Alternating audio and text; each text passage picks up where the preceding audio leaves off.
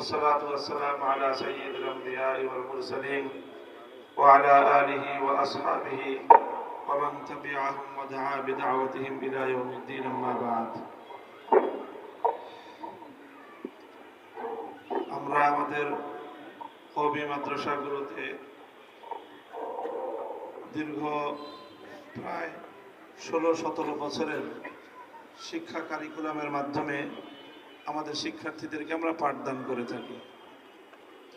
আমাদের এই শিক্ষা কারিকুলামের পাঠদান করার কেন্দ্রীয় এবং মূল যেই কিতাব, সেই কিতাবটা হলো কোরআনে পাক, কিতাবুল্লাহ। কিতাবুল্লাহ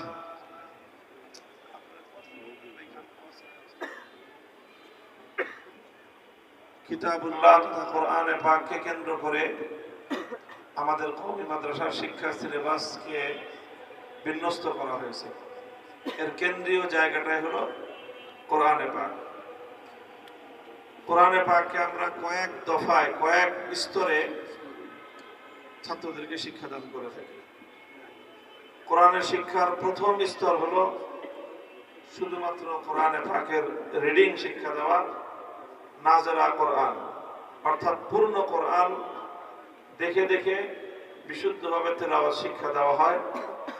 এটা যেই বিভাগে এই শিক্ষাটা দেওয়া হয় সেই বিভাগটাকে বলা হয় মক্তব বিভাগ। মক্তব বিভাগ শেষ হওয়ার পর কোরআনে পাকের শিক্ষার দ্বিতীয় ধাপ হলো হিফজুল কোরআন, অর্থাৎ এই কোরআনকে মুখস্থ করানো হয়। এটার নাম হলো হিফজ বিভাগ। এই দুইটা বিভাগ শেষ হওয়ার পরে তারপরে আমরা শিক্ষার্থীদেরকে আরবি ভাষা শেখানো শুরু করি। শিক্ষার্থীরা যখন মোটামুটি আরবি ভাষা জ্ঞানটা অর্জন করতে পারে, তখন তাদেরকে আরবি ভাষার সাহায্যে কোরআন শেখানো হয় এবং এইভাবে প্রায় 6-7 বছর পর্যন্ত এই কি শুরু করছে এগুলা?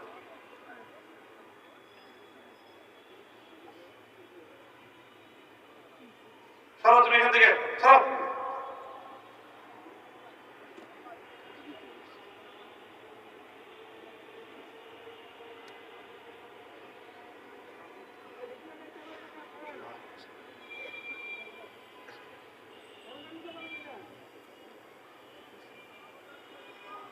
আমরা 5-7 বছরের মধ্যে শিক্ষার্থীদেরকে কোরআনে পাকের আরবি ভাষা জ্ঞানের সাহায্যে কোরআনের অনুবাদ এবং কোরআনের মর্ম